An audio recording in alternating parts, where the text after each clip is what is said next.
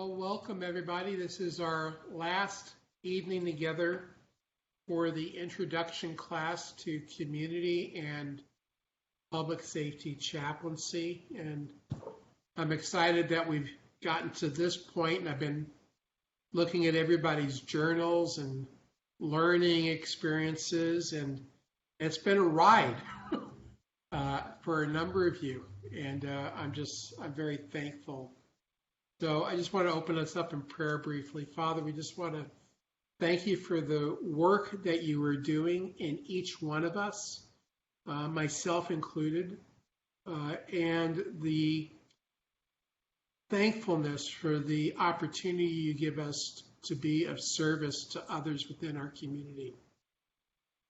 I thank you for the opportunities that you've given to us to take the content and to wrestle with it in each of our own unique ways to make it our own. And I thank you for the growth that has occurred within each person within this class. And I just want to continue to commit them to you, Father, that you will protect them, that you will lead them, that you will guide them, that you will prosper them in all things according to your design and desire for their lives. So thank you for this evening. In your name we pray, amen. So this has been a journey, and what I want to do tonight is going to be rather light. I want to kind of discuss, have you guys discuss, what are your takeaways? And I'd like this to be an opportunity for you to learn from one another tonight. Kind of as a big picture wrap up, I'm hoping that you're walking out of this class feeling like you've had a fairly decent foundation laid for you to start to build moving forward, and that you have learned something about yourself, maybe some things that you need to put off, and maybe some things you need to put on. And I'm hoping also that God has spoken to you through the 8 weeks that we've been together, and that he's giving you direction. And I'm praying for your wisdom and your discernment. And I want to encourage each of you as well. It's been an honor being with each one of you and being allowed to be on each of your journeys. So I think if you're so led, I'd like for you guys to kind of share the journey that you've been on over the last 8 weeks here, and listen to one another. And I think that as he's knitted us together as one, that we're going to learn things that we can implement within our own ministries and lives as well. So I'm going to kind of just open up the floor, whoever would like to speak first. And Vern's plotting the flies there, so I don't know if that's him wanting to speak first, but my eyes got immediately attracted to him. So would you like to open us, Vern? Sure. I was swatted at a fly. There was something in here that was kind of interfering. It's like, pick me. Well, actually, just thinking as I have been pondering this last class, for me, it is the last class as far as my Master of Ministry is concerned and my Certificate of Chaplaincy degree is concerned. I'm not saying that I'm not going to take any more classes, but it's been, yes, thank you. I'm excited because these last 8 weeks have been quite intense, finishing up with like I've got 7 credits going on, along with my other ministry. So it has been fairly intense, but just to say that, just to give testimony, as I journeyed through my Master's of Ministry, I chose that counseling thread, and then I had electives, and I found my heart being drawn to the different chaplaincy classes that were also being offered. And so for my electives, I was taking those chaplaincy classes, 611, 612, just different ones that were offered because I felt those would complement well any kind of a counseling thread that, those classes that I was taking in the area of counseling for my Master of Ministry. And then I found out that really it corresponded quite well with getting a certificate. And so actually I prolonged my Master of Ministry degree to also get my chaplaincy or certificate of chaplaincy degree. The whole journey has really opened my eyes to so many things, and my heart is to help people, be involved in people's lives. That's kind of how I'm wired. But now I've received many additional skills that have helped me to know how to do that better. As I look back at the different courses, perhaps one of the themes that has surfaced over and over again is the whole area of listening.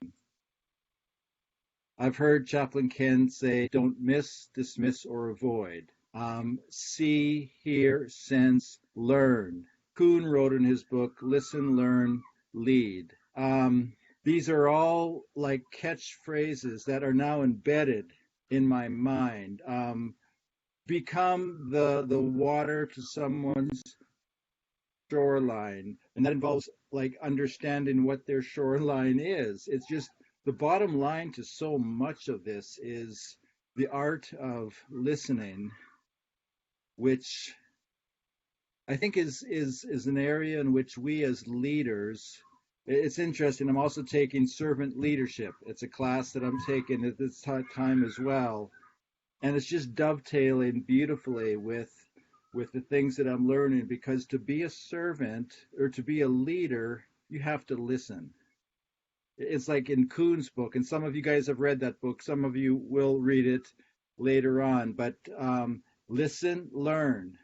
Those are two foundational items that have to be in place, laying the groundwork to be able to lead.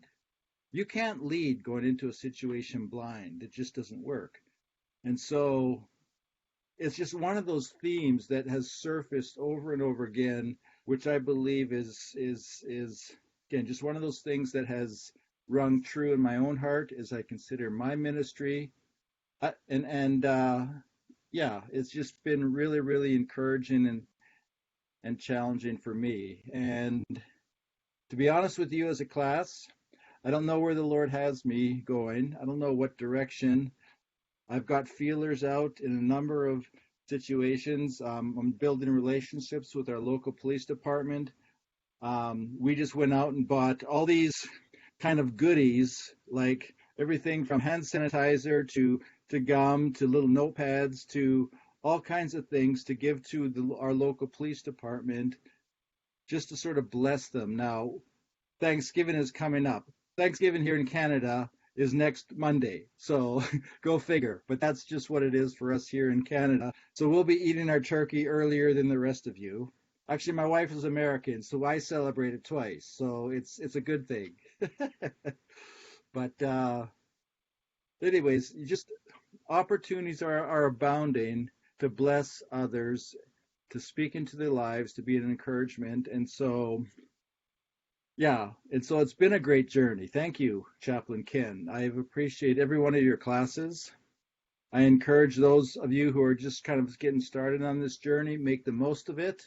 Sometimes they're pretty intense, reading 4 books in 8 weeks and then having to write all of those book reports and the book review and all the other assignments, and then you'd have other classes on top of it.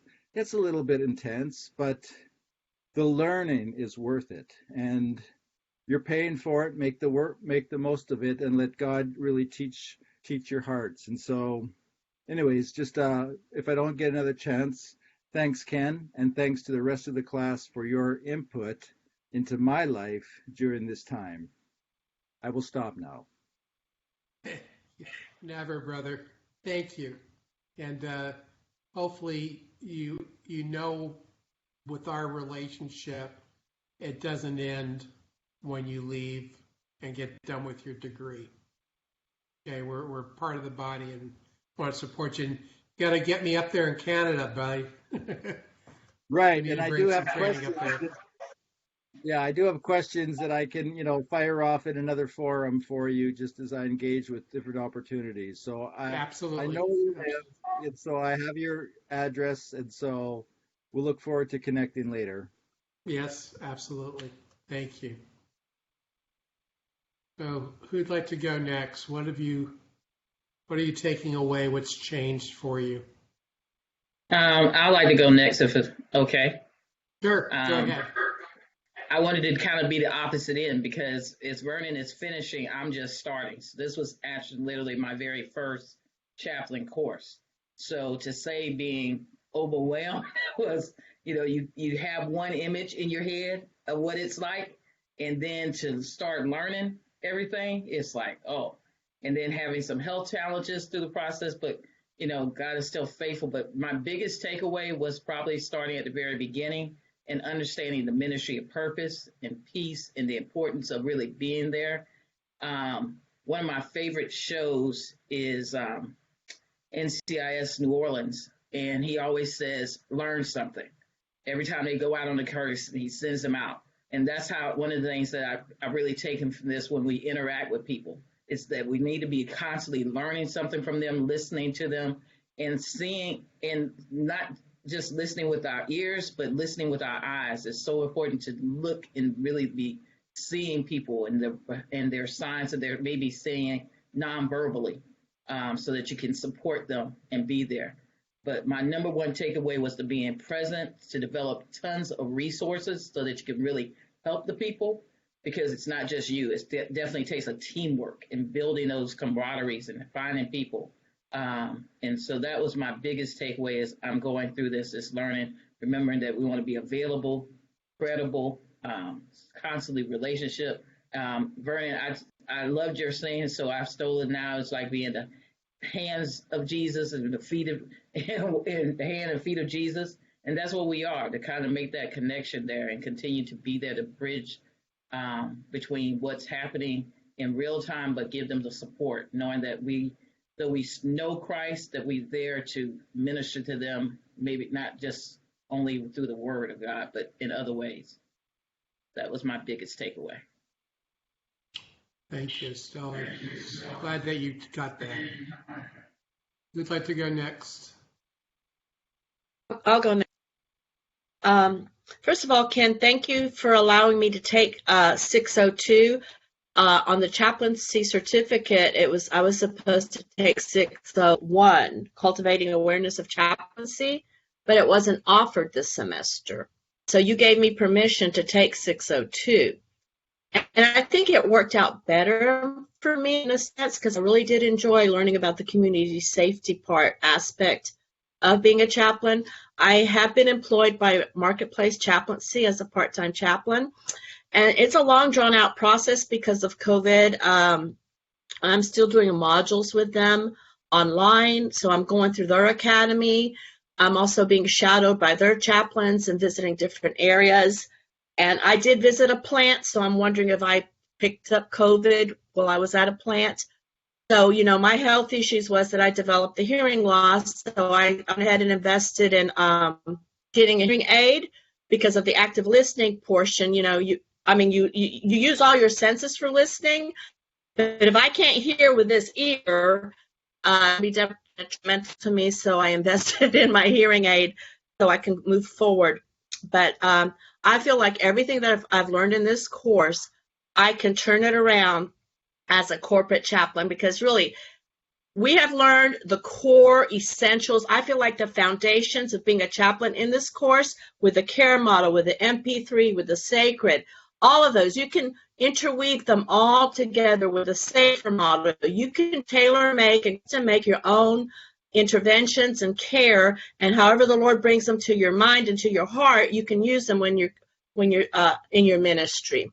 So I am so glad that I have that.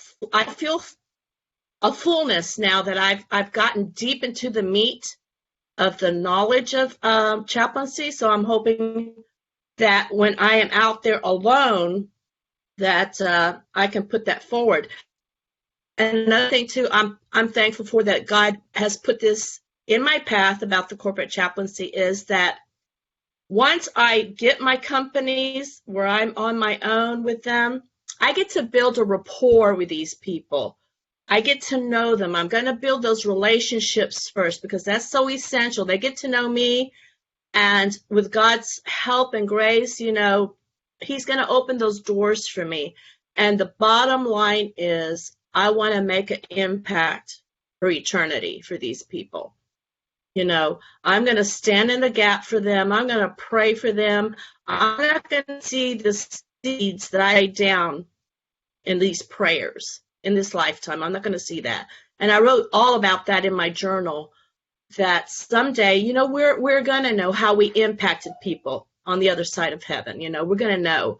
And so that excites me so much, that I can do something tiny, something huge. I don't know, but that I can help people. So thank you.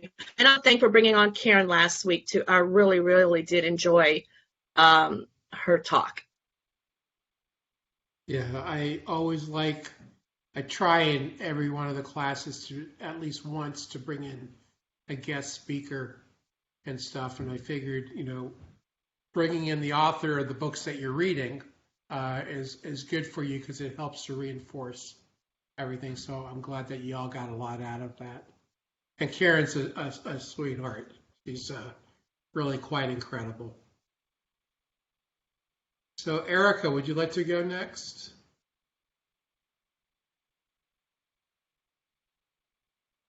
No, I logged in a little late, but you're just asking what we got from the class. Is that right? Yeah, we're kind of learning from everybody's been on a journey, and I'm thrilled, reading through all the journals and everything else, and where you were and where you're coming from, where you're at right now. So try to learn from one another and just what the impact on the class has been for you. Okay. But yeah, definitely. I'm like Estelle, this is my first class with chaplaincy. Thoroughly enjoyed it. Like, it was an eye opener for me. Even though, like I say, I'm an elder in the church, got a social work background, but yet and still, it's almost like I had to kind of erase all of that. Not really erase it, but kind of put it to the side and kind of have this renewing of the mind experience with me going in. Again, like learning about the presence, and the peace. I guess my biggest thing was the presence, because I know with me, I know we're supposed to treat each person, individual, but sometimes you do get in the emotion where I done heard this story before, so I already know what to do for them, etc. So even before they get through with, explaining their need, you kind of already have in your head what you need to do for them. So I think my biggest thing is really just laying heavy on the presence and the listening. I heard somebody, say listening. So that's going to be one of my biggest things, just to listen. And just knowing that sometimes just to be there with a person, you don't necessarily have to just say solve it right away, but sometimes people may need just somebody just to talk to.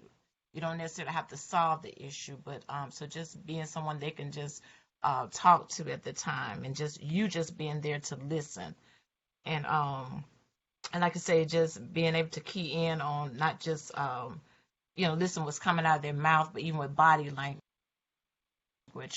from day to day, and really developing relationships, especially with our first responders, and being there for them was kind of my biggest takeaways. Well, thanks. Yeah, if you remember when we first got started in the first class, it said if you're a pastor or a therapist, you had that brown paper bag, you put your name on it, and all the skills, put it in, staple it, put it off of the curve. So you could pick it back up, but now you know where it fits within this continuum of care. Right. And, we got our resistance, our prevention, our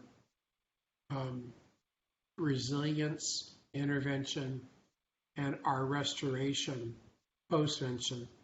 So the therapy stuff and all your training and background that's ingrained in you as a social worker, you now see how crisis intervention fits into the model and integrates on the front end, kind of like the pre-hospital care, before they're transported on a continuity of care to get the therapy that they need for the long term. So all the stuff that we've been talking about as chaplains here have been short-term, brief, immediate interventions that provide hope for people, while the therapy that you're trained in is longer-term intervention, if you will, over time. So I'm glad that you see that distinction. That's major. Sometimes I think when I have therapists in training that they have a harder time picking something up, not because they can't or they're incapable, versus somebody who has a clean slate that's never had the training that you've had. They don't have to couch what they know is correct for long term and learn something new. They're just a clean slate that it can just be built on. So that's huge for you to make that statement, and I compliment you on that. That's very encouraging for me to hear that. Because now that you are starting to learn it as you take more classes and you learn about the actual interventions, we need to work in an interdisciplinary team that has chaplains, peer support, and mental health professionals working collaboratively together for the sake of the people that we're serving. And we need to know when and where our roles start and stop. So I'm very thankful that you mentioned that. Well done. Well done. Joni, how about you?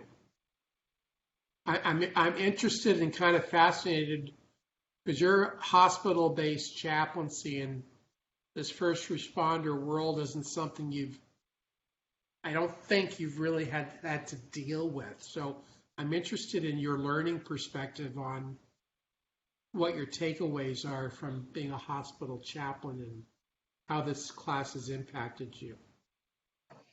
Well, for one thing, it's stretched my critical thinking skills. Can you hear me? Yes. I always thought I was pretty good at that, but when this case study was presented, it was like, oh, what do I do with this now?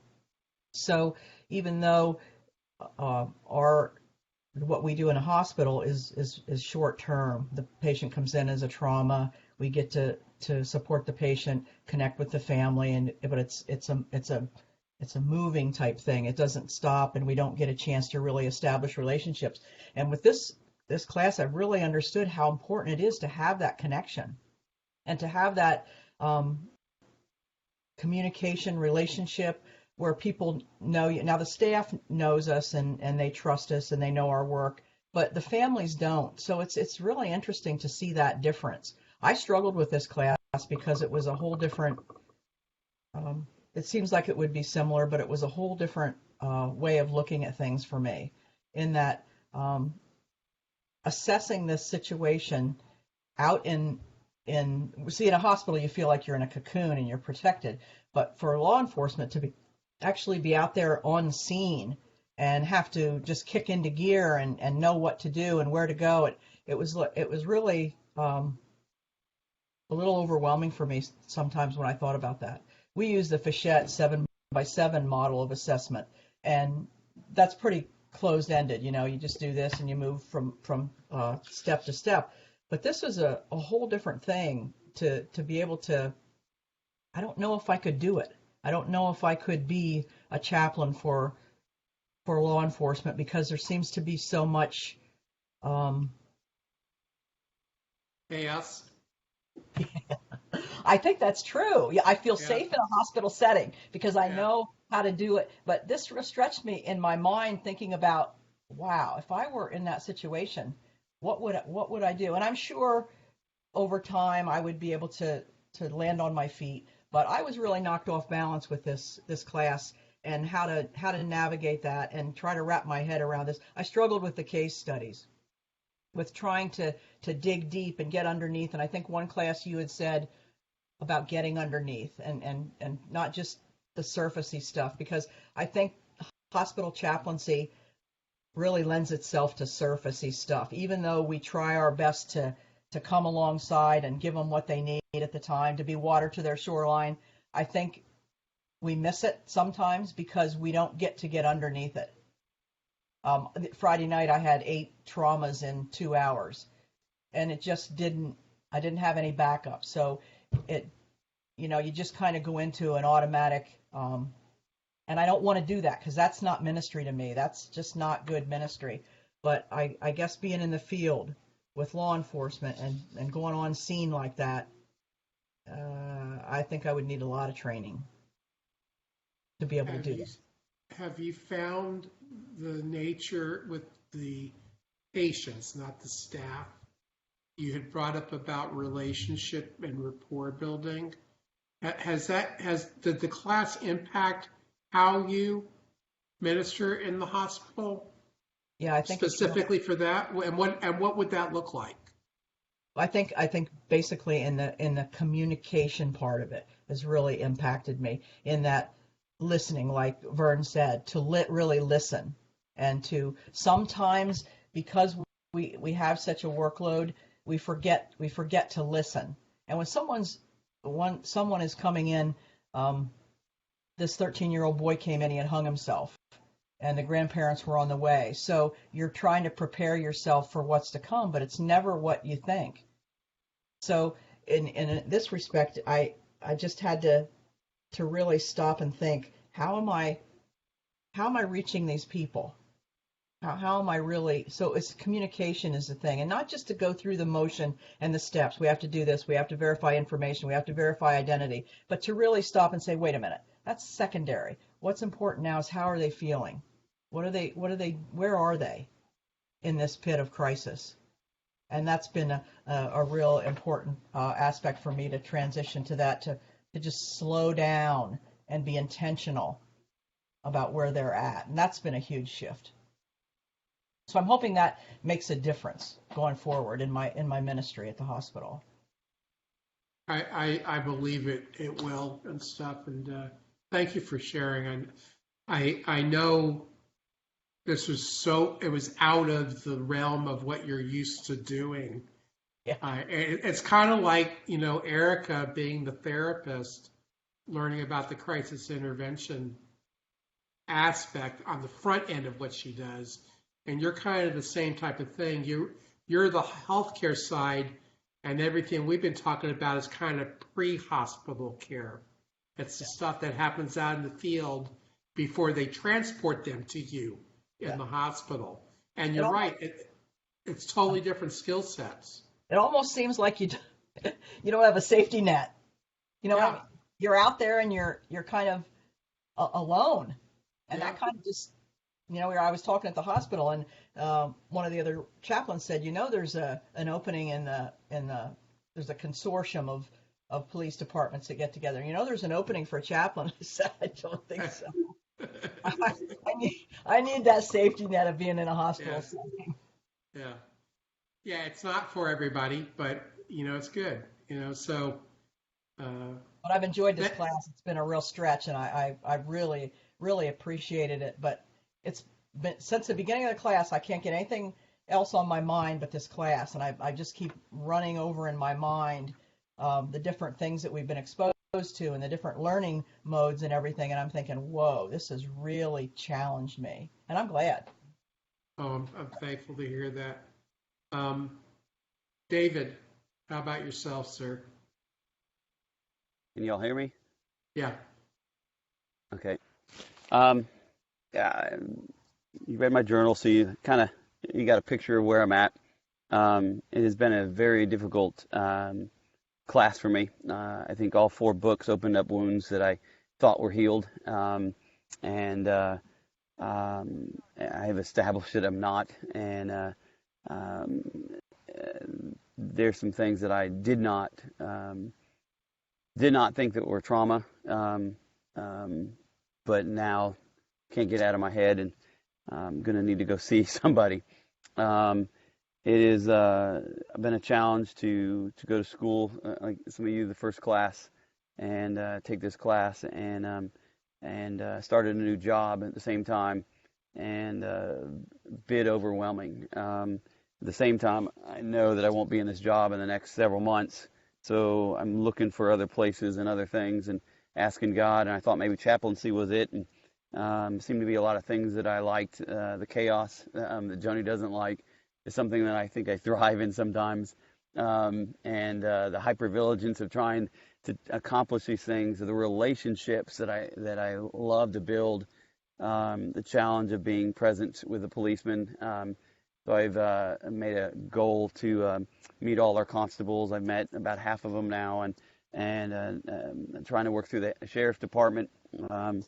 Meeting with the Harris County Chaplaincy, a gentleman that runs something down there. My neighbor's hooking that up. So I'm trying to engage in all these different people to learn and to figure this thing out. I think I'm getting a way better idea of what chaplaincy is. It is chaotic, but I think with the relationships, there's a great value to be able to do great help and to serve people. I'm not sure what the future holds and where to go with it, but I am.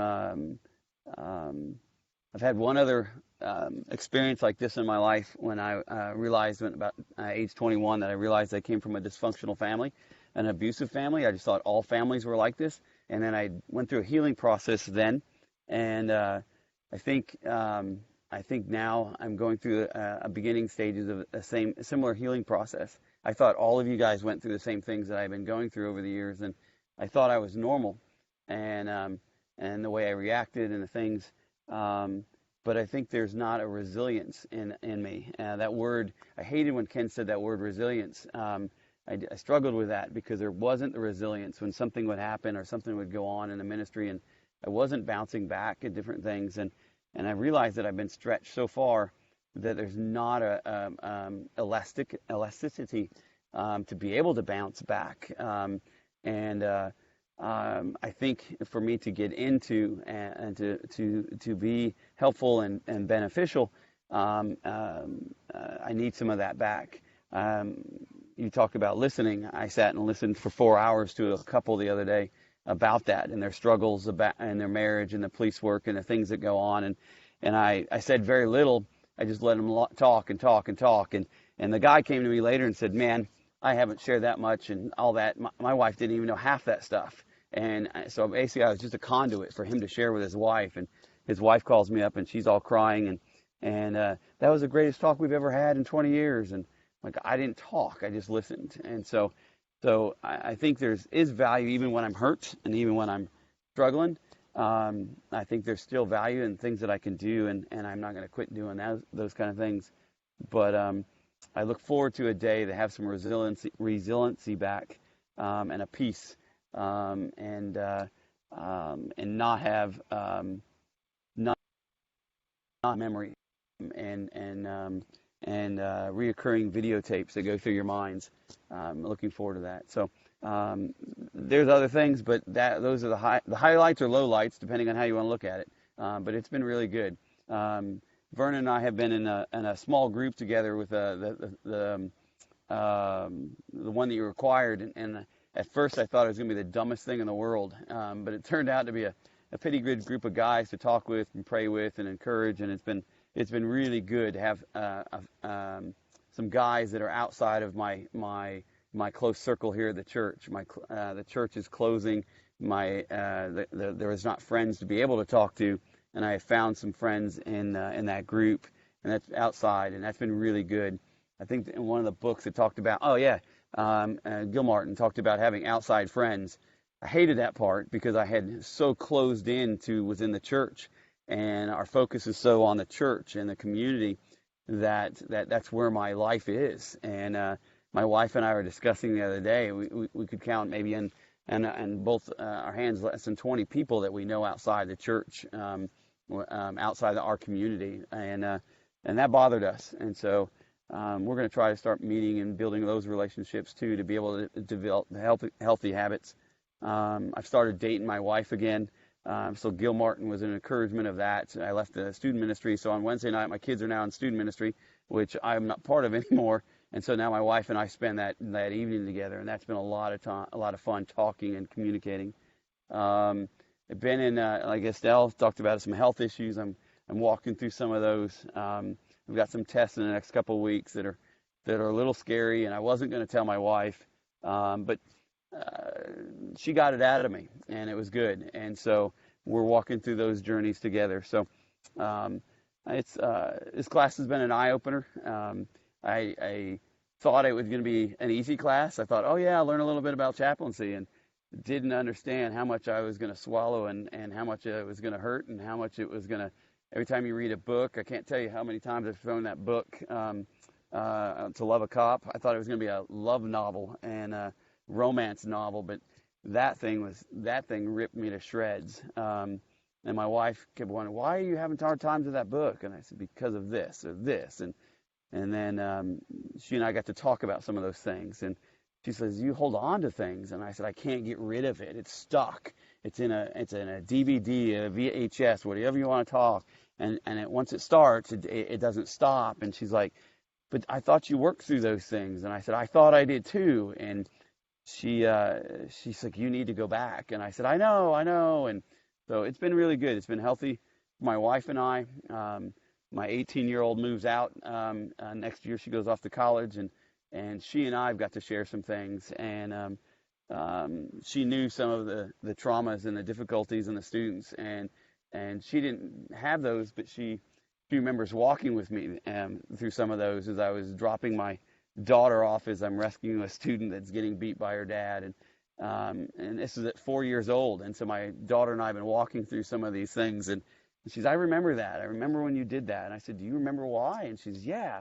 And so it's been a good time. A lot of memories, a lot of pain. But I wouldn't change it. I wouldn't change it at all. So thanks, Ken, for drumming this junk up in my life. And I pray, and I ask that you guys would pray that the next 6 months or so, as I journey through this and vomit up stuff to a counselor, that healing would begin, or not begin. It's already begun. The beginning is, this is like an AA. My name is David. I have a problem. I might have whatever, and it's the beginning of it. So I'm in the beginning, and I look forward to a day where I'm with Vernon and I get to graduate and I get to step out and have an open door to the world again. And because right now the door of life, not life like suicidal, but it looks very closed and very closing in and darker. But Lord willing, and some time, things will change. So I didn't want to share that, but I walked far away from the staff so that I could share, but I didn't think I wanted to share that much. So there's my vomit. Thank you guys. I appreciate it. Absolutely. And you know where I live, David.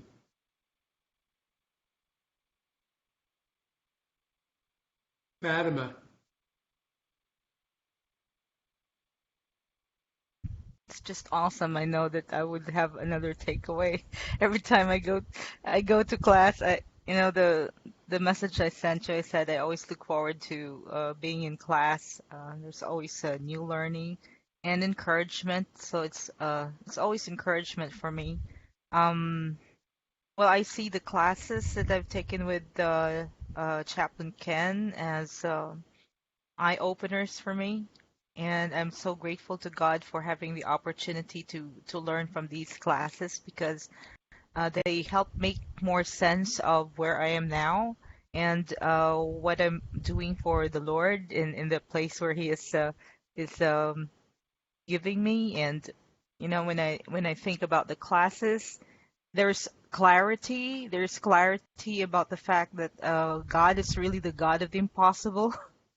There were times when I would seem to think, during those times when chaos, the word chaos comes at me, because it seems that there are a lot, some people in the class would say the word, and that just took me aback because I was saying, oh, I thought I was the only one who was thinking about that, because there's chaos around us, and what I just know is that with the classes I've been taking, and even this class, there is peace. It's possible to have peace in the middle of chaos.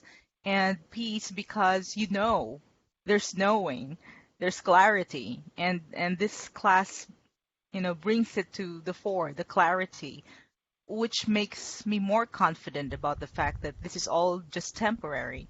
And the assignment I'm handling now, it's really tough, and it's also creating triggers and all that, among other things, and it's difficult.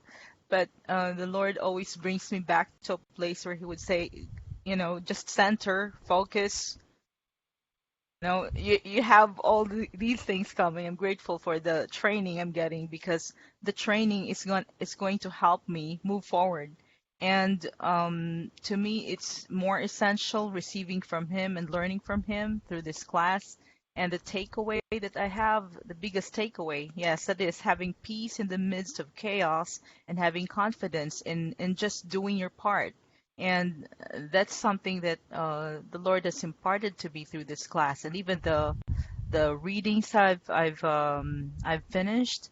One thing that just really resonates with me was self-care. Being able to have a self-care program for myself. It's essential to be effective. If I don't have that, I won't be effective in the ministry that God has given me. And he opened my eyes to stories of people going through pain.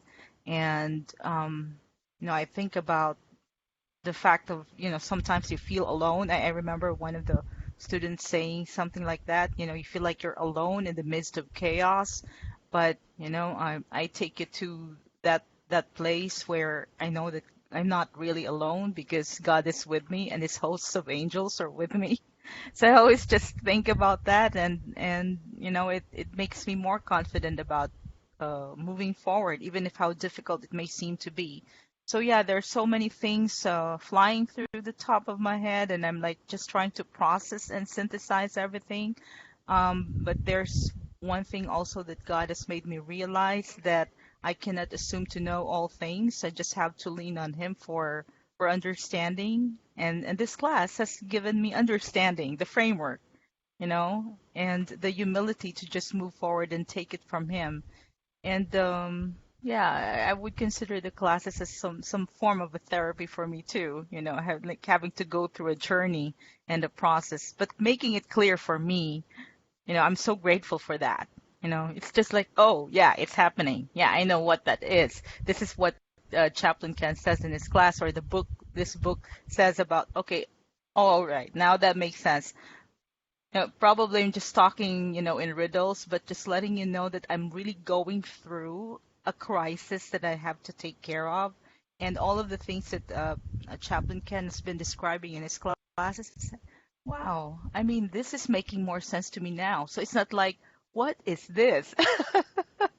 So it's like, what is this? Yeah, okay, so this is what it is. This one, and that one. So, you just fit it into a particular area that would say, hey, this is what God is doing, but you can do something about it. And I said, this is what you can do.